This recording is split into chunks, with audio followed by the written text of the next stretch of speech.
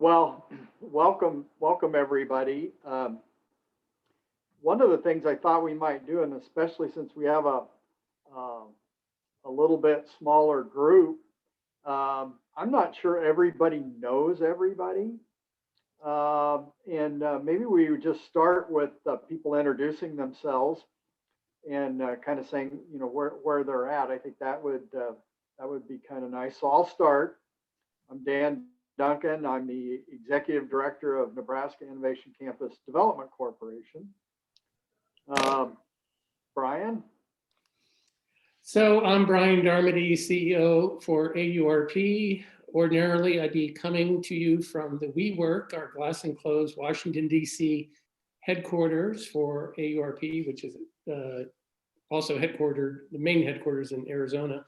But I am coming to you from my sunroom in Catonsville, Maryland. And Vicky's on my screen next. Multitasking as usual, so I get myself off mute. Hi, I'm Vicki Palmer with AURP, and it was really nice to meet a few of you yesterday on our communicators check-in, but it's all AURP all the time, so do a little bit of this, a little bit of that, and everything that needs to get done. So we're here if you need any assistance with anything. Great. John. Hi, I'm John Gibb, and I'm with JLL, and we have a corporate membership with AURP. We're very interested in what AURP is doing. Several months ago, we did present something about COVID reentry, but we want to stay very close to AURP. Great, thanks, John. Katie. Hi, thanks for having me. I'm Katie Boren from the Oklahoma City Innovation District, and we are a location in Oklahoma City that has assets related to biotech and health sciences, aerospace and unmanned systems. So the entire ecosystem around those assets and researchers and universities in our city, and all the entrepreneurs that are right at the front seat. So thanks for having me. Great, welcome. Matthew. Thank you, sir. Relatively new to my position at the West Virginia Regional Technology Park and to AURP. I was pleased to be on the call yesterday for communicators at Tech Parks. So I joined the park here in September of 2020, and we're about a 250-acre campus, primarily focused on chemistry and biotechnology. And pleasure to be with the group today. Thank you for having me. Great, thanks, Matthew. Allison. Hello, I'm Allison Madden. I'm Director of Operations for the University of South Florida Research Park in sunny Tampa, Florida. We have about 112 acres. Sorry, that number just went out of my head. And then we focus largely on biotechnology as well. Great. And do you have Super Bowl tickets? You betcha. It'd be One of the 20,000 or so. Yeah. I'm going to skip up to Diana because when I've done this before, Diana, for some reason, as the host, is always to my left, and I go around, and then I think I'm done when I get to the bottom. So I'm going to skip over to Diana right now. Hi, everyone. I'm Diana. I'm with AURP. And I'm the person where if you ever have trouble logging in or registering or anything like that, I'm your girl.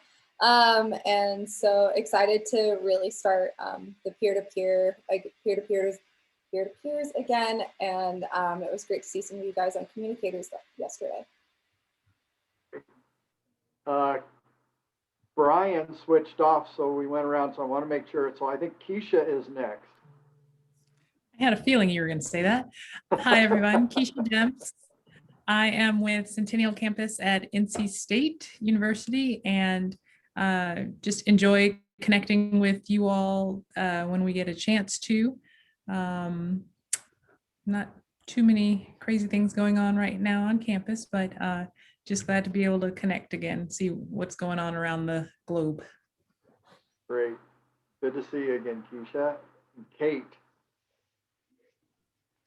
I'm Kate Engel, Director of Strategic Partnerships and Communication at Nebraska Innovation Campus. I work with Dan.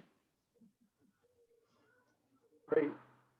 So we don't really have a set agenda for today, but I did notice John had mentioned that some interest in programming, some of what's coming on board. I think some of you maybe are a little newer to AURP, but we've got some pretty exciting stuff. I think spring training is going to be a really fun format.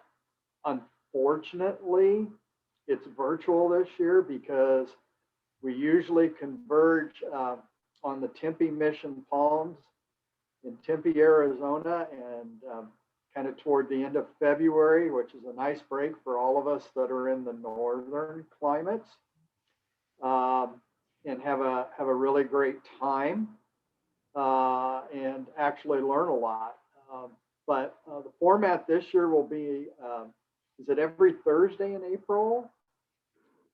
We'll have a session, and there's some fun things happening.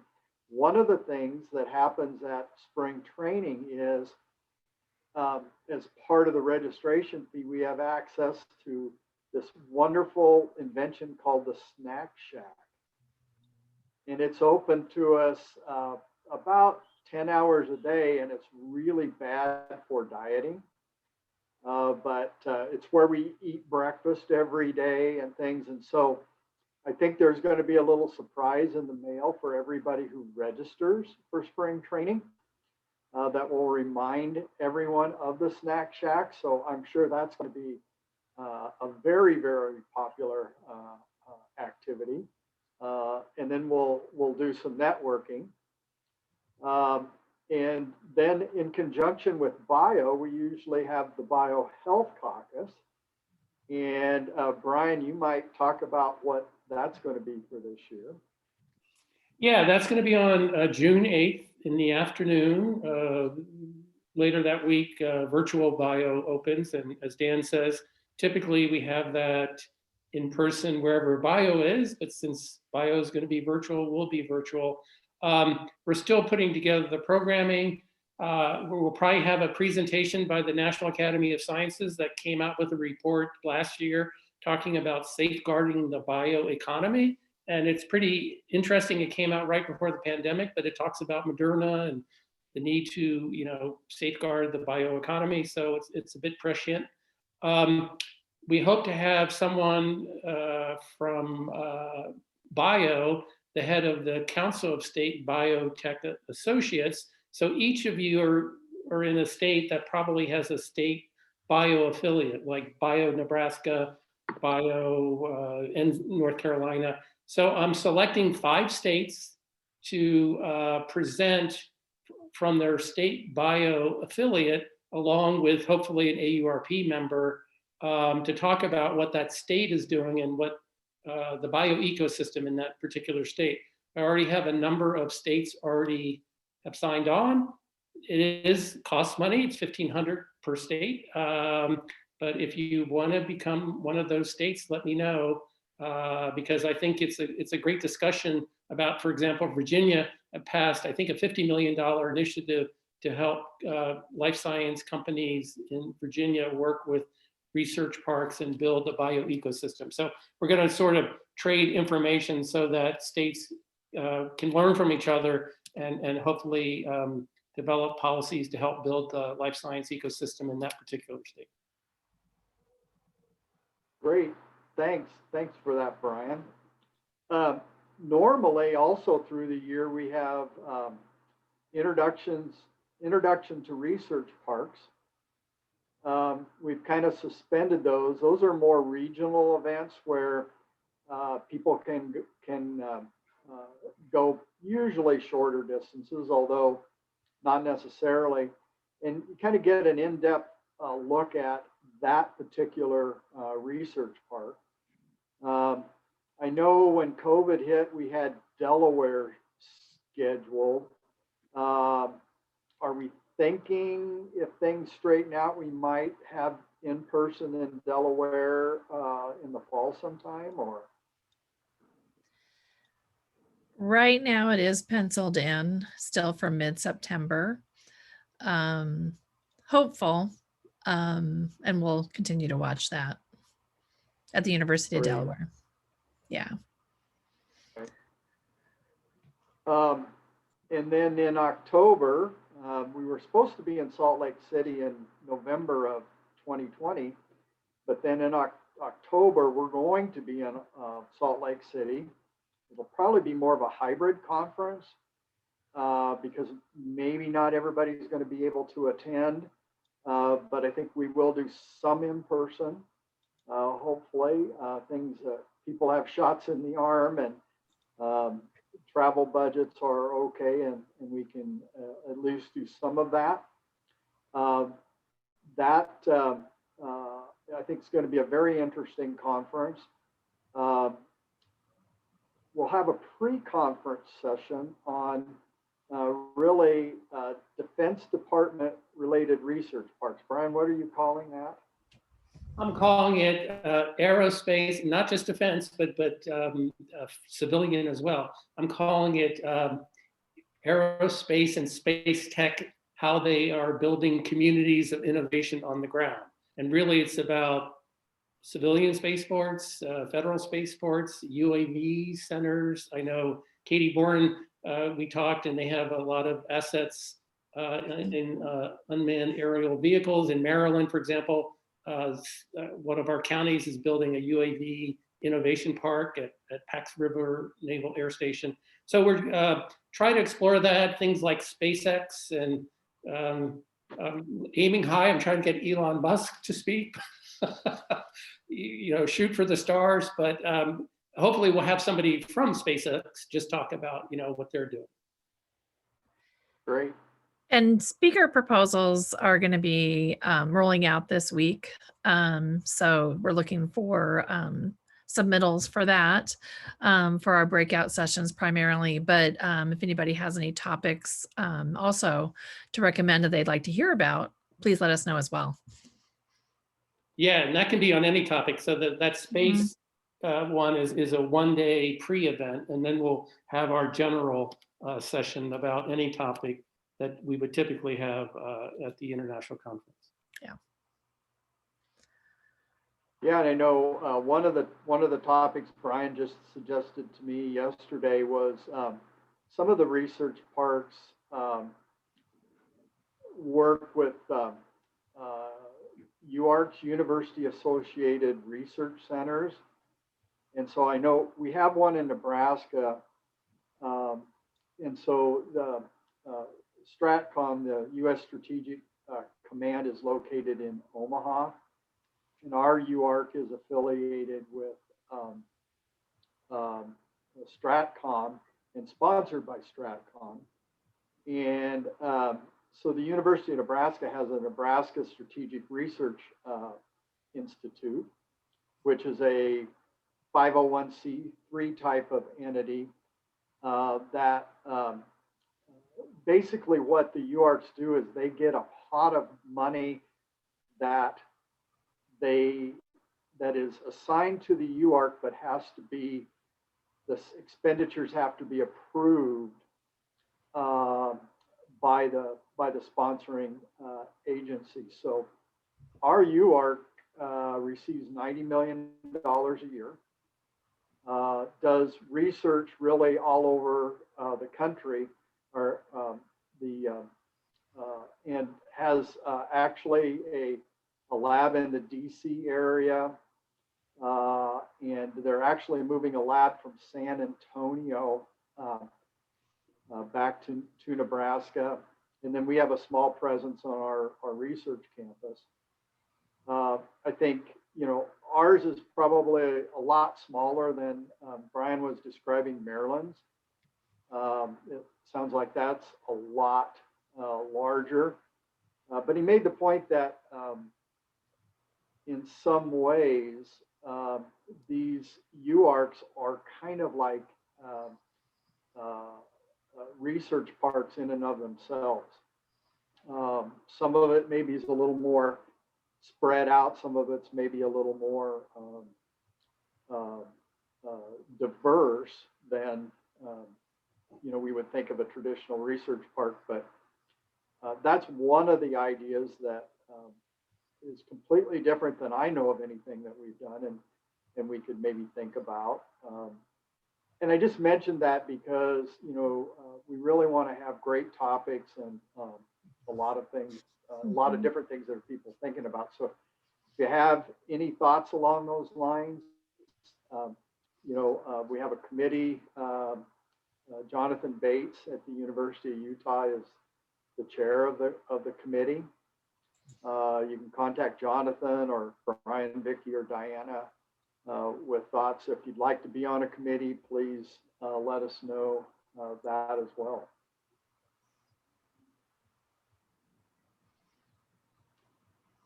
So with that, one of the assignments that I get the pleasure of doing as past president of the board is the nominating committee, but then I also volunteered to head up the membership/sponsorship committee. And we are meeting regularly. The committee has been somewhat active, inactive, over the years and things. And so we're reaching out to research parks and entities that have provided sponsorships in the past and maybe have fallen off or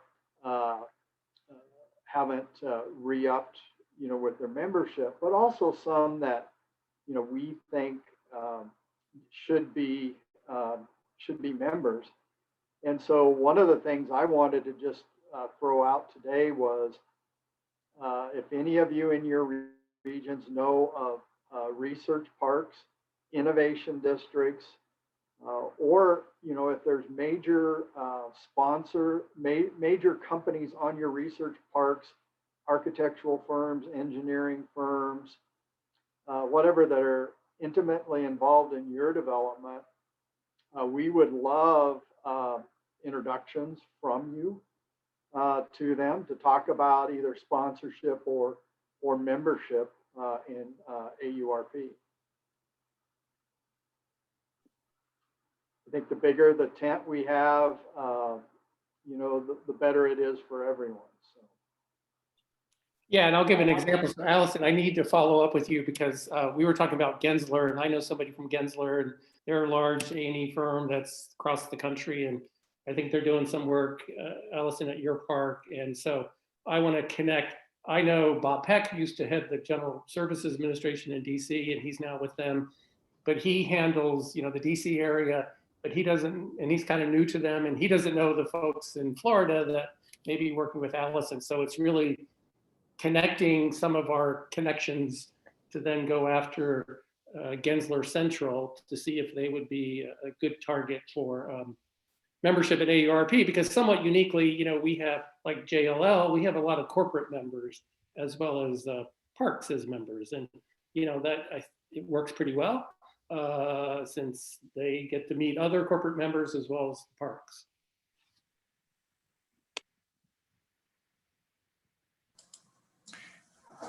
Brian, I think Gensler would be a great ad, and certainly Bob Peck, and he's very insightful. Peck used to work at JLL, and then he moved. Then he went to GSA, and then he came back to Gensler. But he was a great ad, and Gensler would be a great ad. Yeah, he and I had a good conversation, and he said he would do what he can. Yeah. Great. Well, if you have any ideas, please let us know. Actually, as we're reaching out to people, the response rate's actually been fairly good. So we're pleased with that. We're also coming up on our This year is our 35th year of AURP. So we are celebrating that, and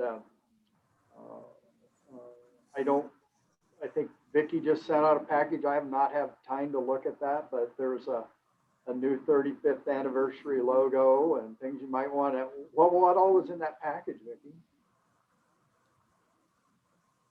It's actually just a variety of different formats for the logo. But yeah, we'll be putting together a campaign to celebrate the history and the legacy of AURP, and we'll plan those throughout the year. And so we'll be communicating with everybody on that. And along those lines, we have some new combined membership sponsorship packet that will be coming out as well. And we'll highlight some of that anniversary materials in there too. So anybody wants to share that information, we'd certainly appreciate it. I wanted to ask, I'm sorry. Oh, go ahead. Go ahead. I wanted to ask, there are, I think it's 41 members of AURP, but there's a lot more research parks. Because I noticed when AURP did its research back in 2018, you had like 62 respondents to the research. Right. From different research parks, around the world, I think, not only just in the US. But I was curious as to why seems to be a lot more research parks that are members of AURP, and I was wondering why that is. I think that's a really good question. I think it's something that we're looking to move towards to get more inclusion with a variety of different parks and research communities.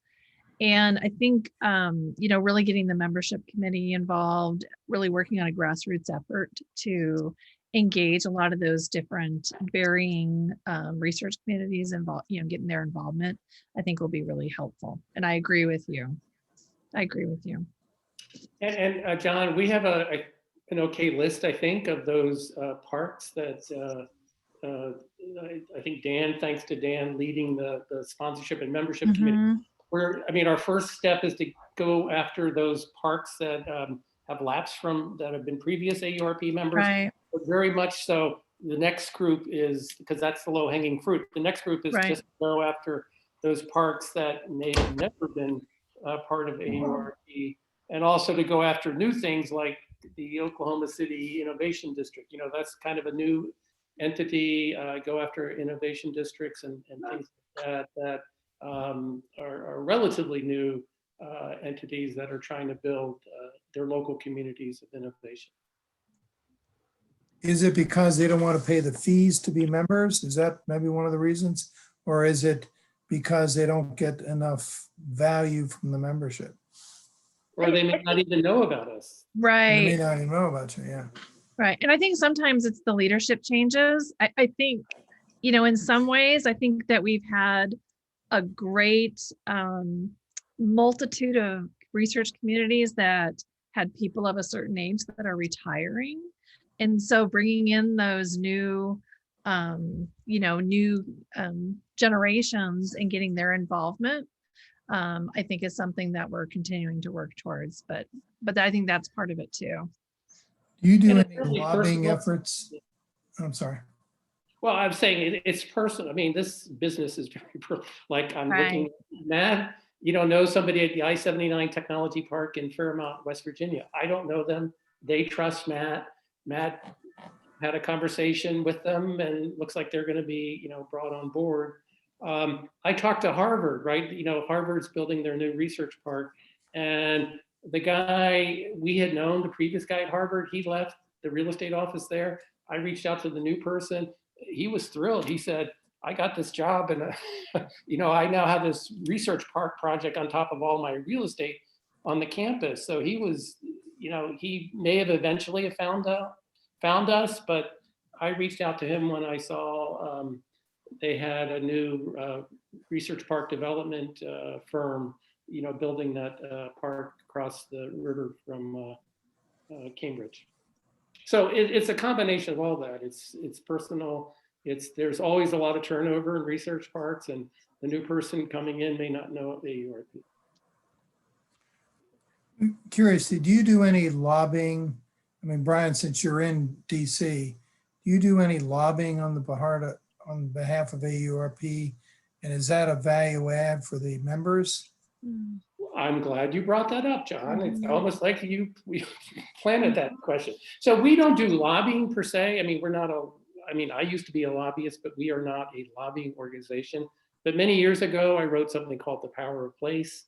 It's on our website, and it talks about innovation policies at the federal level. And actually, a piece of those policies, NIST, has just put together a package, and they are presenting them to the Congress. And I mean, this indirectly, it's more about federal research parks. It allows federal labs to create foundations, much like universities. And these foundations can help build research parks because they're not run by the government, they're more business-like organizations. So that legislation has been introduced in the previous Congress, but in this new Congress on a pretty bipartisan basis. But that leads me to mention, so on February 24th, is it, Diane or Vicki? We are having a session, $75 for AURP members, but it's joint with the International Economic Development Center, IEDC, which is one of the large economic development organizations. So if you're a state or a county or a city economic development person, you're probably a member of IEDC. We are jointly doing a session on new programs and policies from the Biden administration and the new Congress to support place-based technology and technology development. So things like opportunity zones, are they going to change? Are there going to be new reforms in opportunity zones, new SBIR, STTR kind of programs that can help companies in our parks? Is there going to be, you probably know there is a pretty ambitious initiative called the New Frontiers Act that Senator Schumer and a senator from Kansas has proposed. I think it's $10 billion to create 10 new research hubs across the country. Is that going to pass? You know, people are somewhat skeptical, but I do think there's going to be a lot new investment in clean energy and new hubs and new technology hubs. And so we hope to at least give our members some sense of what might be coming down the pike from a federal public policy side. I mean, I'm thinking with the new Biden administration and their focus on a lot of the things you just talked about, clean energy and so on and so forth, that there is a real value add for research park members to say, hey, we've got a guy in Washington that's, pushing our agenda for us. And that and we're members of the Innovation Coalition with SSTI and others. So we don't directly use them, but there is a lobbying firm called Van Scoyoc, and they are SSTI, and they keep us up to date on what's happening with EDA funding and some other programs that are of particular interest to AURP members. Yeah, I think one of the areas that we run into a little bit with lobbying is a lot of the research parks that are associated with universities are pretty much prohibited by their university of taking positions that the university doesn't support. And so, being part of the Innovation Coalition, has been helpful from my standpoint, because we can push things that really aren't on, the University of Nebraska's federal legislative priority list. And I think it works really well for our members to be, involved in those levels.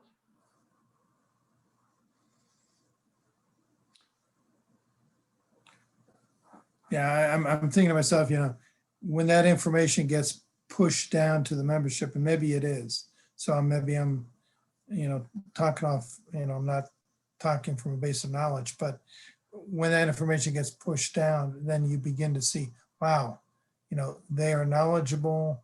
Van Soik is, they're feeding us the right information, but we are packaging it and sending it to our members so they are on top of all the things going on in Washington.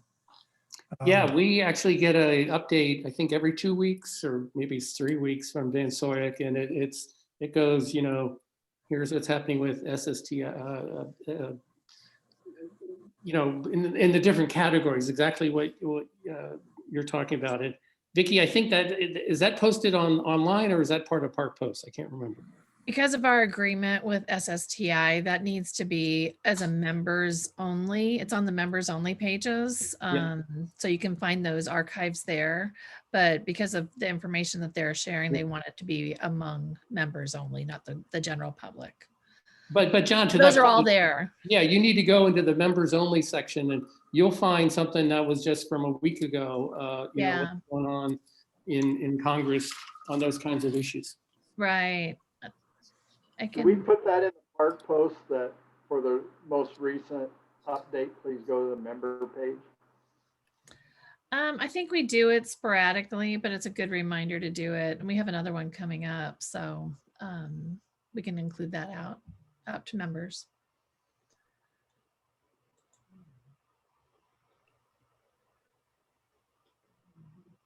Dan, I see that Steve Frazier joined us, I think. I don't know if you saw. Oh yeah, hi Steve.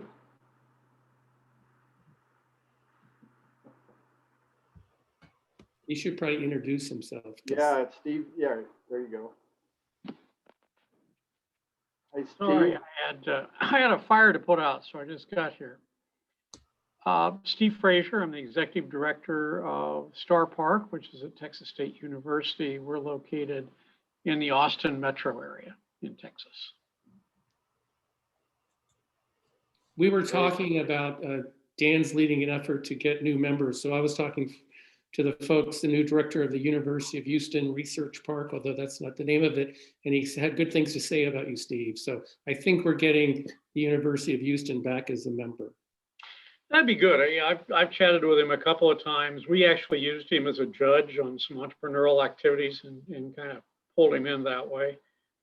Yes. He's a good guy if they'll just let him do his job, but he's the third one in the 8 years I've been here. I know, but he also has good things to say about you. So Well, you can fool some of the people all the time and all the people some of the time, but yeah. Anyway.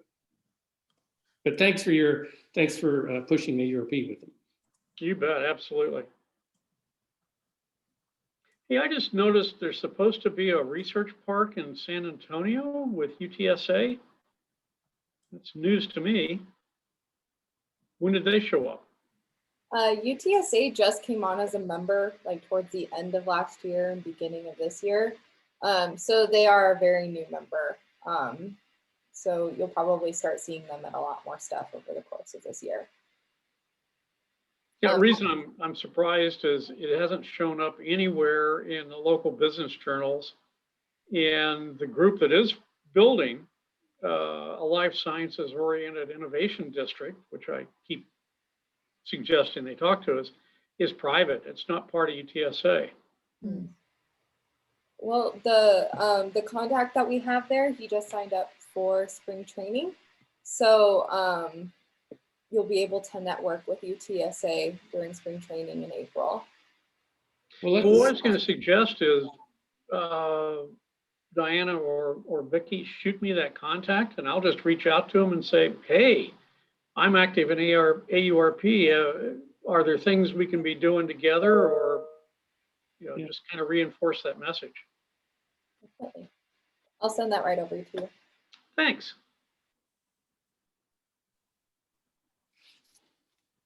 Now, aren't you sorry you recognized me? I got to look around my She knows screen me more too. often. So was the fire a literal fire or a virtual fire? Oh, virtual. My I'm the director of 3 centers here. And my reward is I got new business cards.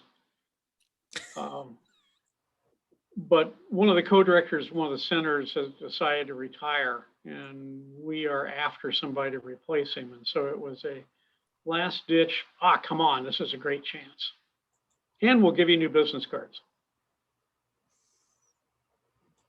Well, I asked because we actually had a small fire. Oh, really? Yeah, Monday night, of all things, one of the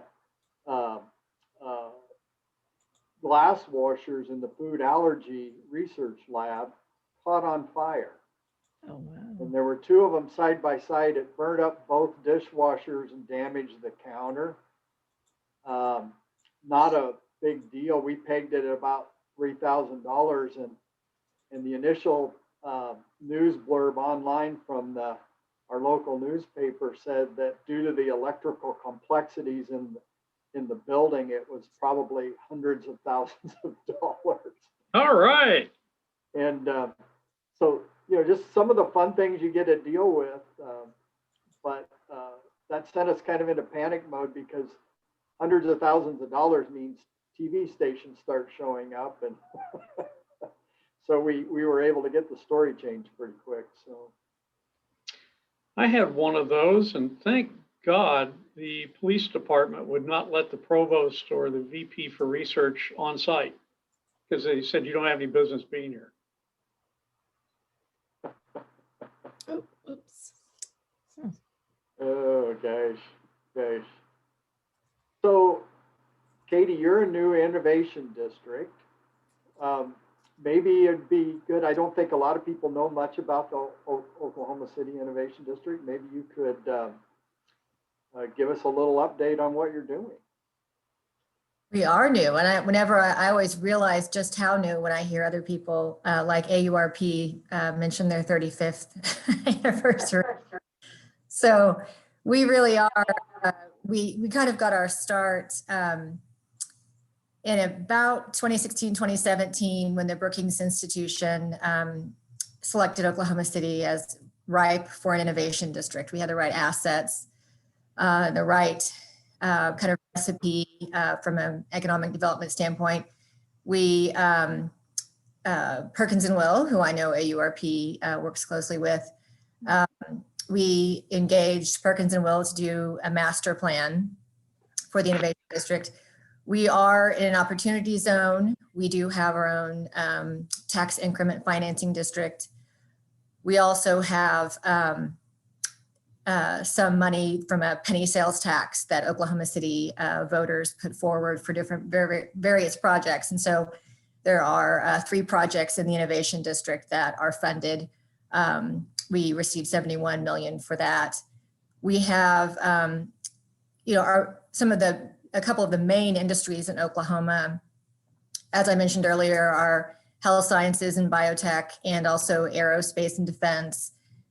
We have a large unmanned systems, R&D, and industry focus too. So those are some of the areas that we focus on. They are also physically present in the innovation district. So it is 2 major universities, University of Oklahoma, and all of the health sciences around Stevenson Cancer Center, Harold Hamm Diabetes Center, OU Medicine, Children's Hospital, OU Health Science Center, and all of their colleges over in that area. We also, though, have OSU, Oklahoma State University, and Aerospace Engineering and their unmanned systems group. So therefore, we have the industry that surrounds those things, and the entrepreneurship that also surrounds those kinds of activities. So stepping out a bit from the innovation district, though, among the assets we have is we have Tinker Air Force Base, which is the 3rd largest Air Force base.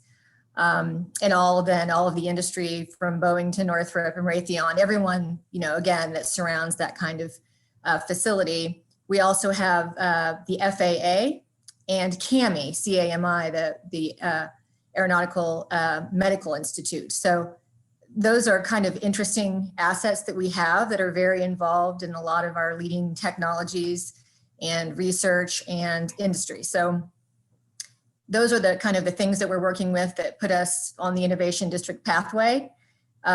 We also have a new development that I think was shared in the AURP newsletter about a $240 million development in the Innovation District that's going to be kind of advancing all of those same industries in convening them in one big facility. So kind of a campus style facility. It's private development. We'll have our innovation hall there actually, which will be public, but it's in partnership with the private developers. So did you define boundaries for your innovation district? How did that work?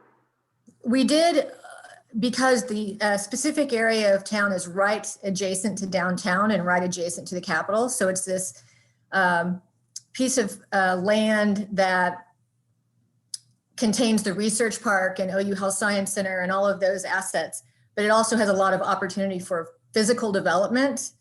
So it was a logical place. We had to kind of identify it so that there would be a sense of place. Perkins and Will could do their work on their master plan.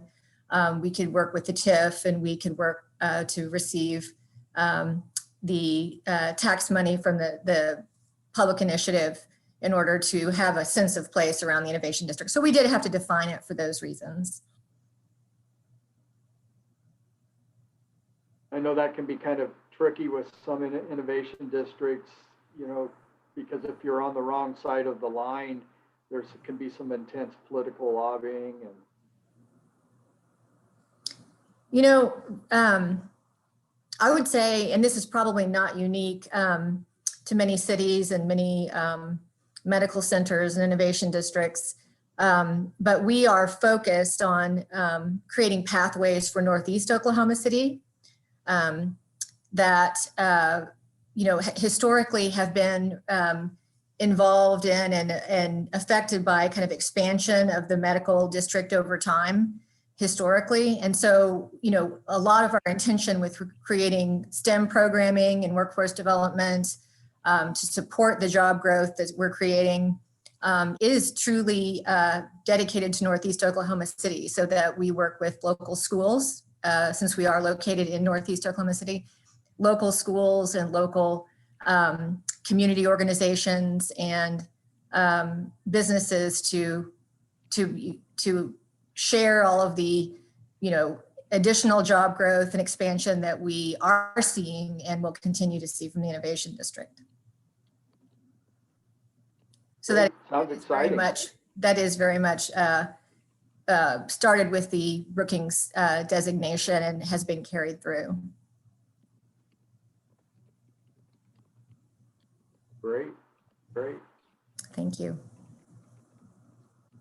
Anybody have anything that they'd like to share? Matthew, anything new in Virginia besides snow? West Virginia, and yeah, we had a little snow. That's okay. We had just a little bit of snow here. I don't want to bore Brian and Diana to death. They heard, and Vicky, they heard this yesterday, but super fast, because I'm a super fast talker and can knock this out for those that didn't hear yesterday. We've got a new National Weather Service building we're building on our site. Now, earth work will begin next week. We're speculatively adding about 10,000 square feet to that building for future growth. Just did a $1.3 million fiber build to increase redundancy and speed on campus. They've got a new natural gas company that took 8,000 square feet in our engineering building. And the state's genetic testing lab has moved to our park. It is moving to our park this week. Every infant in West Virginia and in many states, I suspect, are required to have a genetic test upon birth. They get a little heel stick. All that blood sample comes here now to the park, and we check for any. I say we like I'm doing the test. I'm not doing the test, but they test for any genetic abnormalities and those kinds of things. So just a few quick snippets of what's going on in our park. Great. Well, and I think your state's #1 in the nation in getting people vaccinated, correct? Yeah, they did a good job of pre-planning. We're doing a really good job. I mean, and it's funny. I had this conversation today, and I mentioned my call yesterday. I had the Commerce Secretary on a call today, and I said, people are really impressed, and the word's getting out how well we're doing in West Virginia. And it's still incredibly frustrating here, and how the process is happening. But we started planning well ahead and did not use the same model as many of the other states with the pharmacies, and it's actually worked out really well for us. Oh, great, great. Keisha, anything new and exciting at NC State?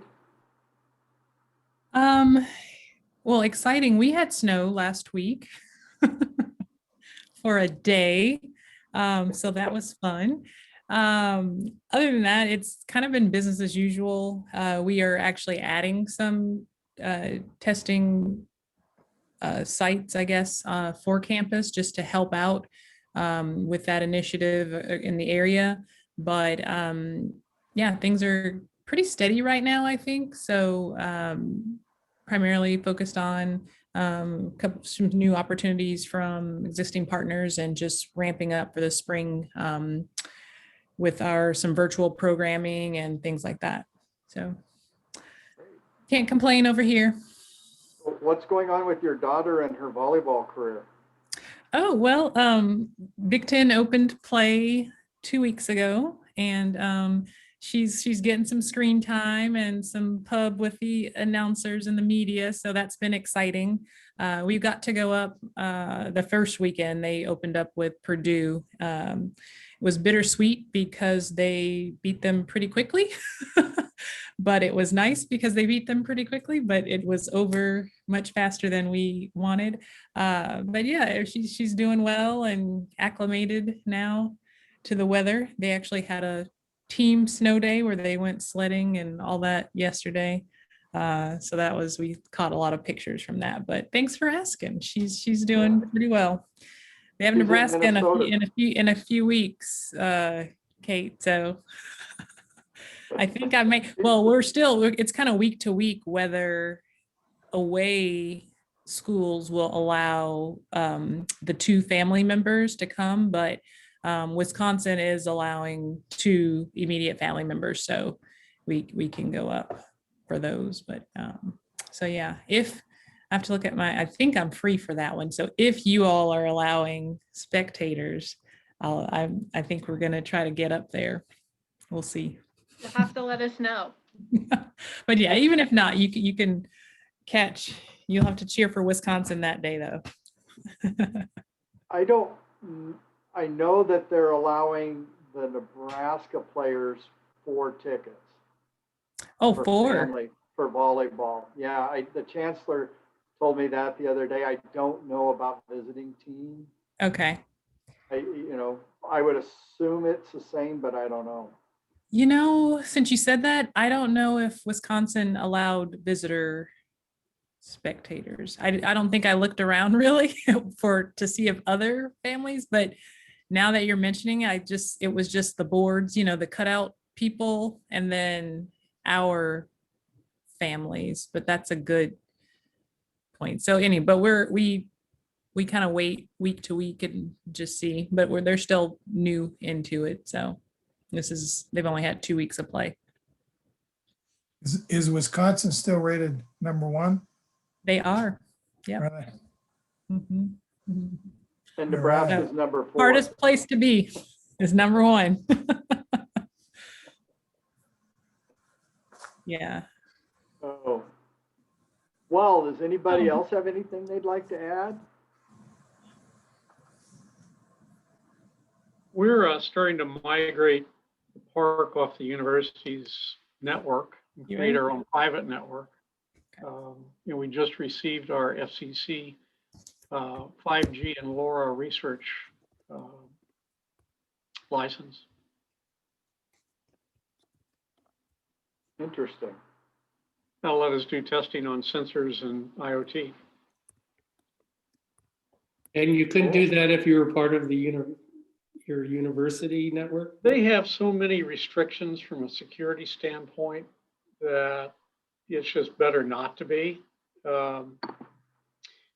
We're in final negotiations with someone who would take over as our ISP and operate the network here as part of the research license. That is interesting.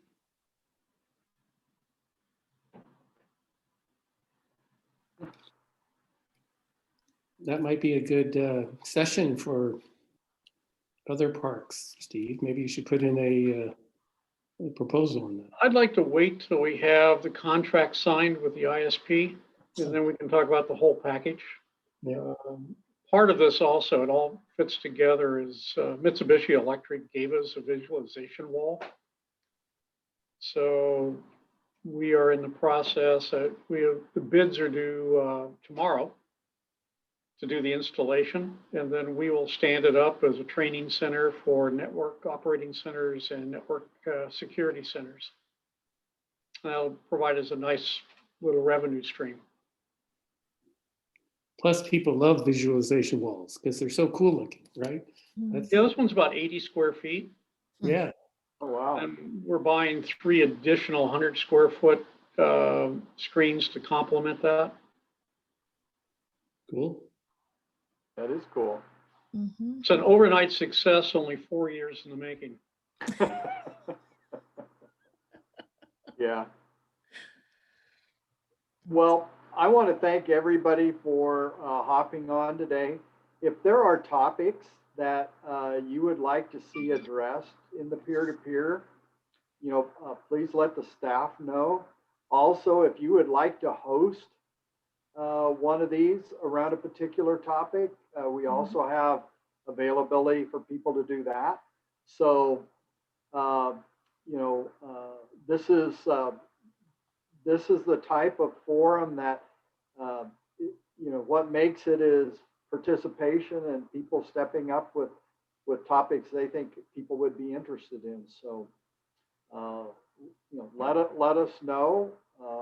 And if there's nothing else, I think we'll give people back about, I was going to say 6 minutes. Now it's 5 minutes of their workday. So. Don't Hey, forget John. to sign up February 24th. Yeah. We'll send out information, but put that down in the afternoon. I think it's 1 p.m. to 3:30 p.m. Perfect. East John, Coast. did you see the Van Soyek link? Yes, I did. Okay, perfect. Okay, I just wanted to make Got sure. it. Perfect. Thank you. Sure. Great. Well, thanks, everybody. Thank And we'll you. see you all at the next peer-to-peer or February 24th. Sounds good. Bye-bye. All right. Bye. Bye. Bye.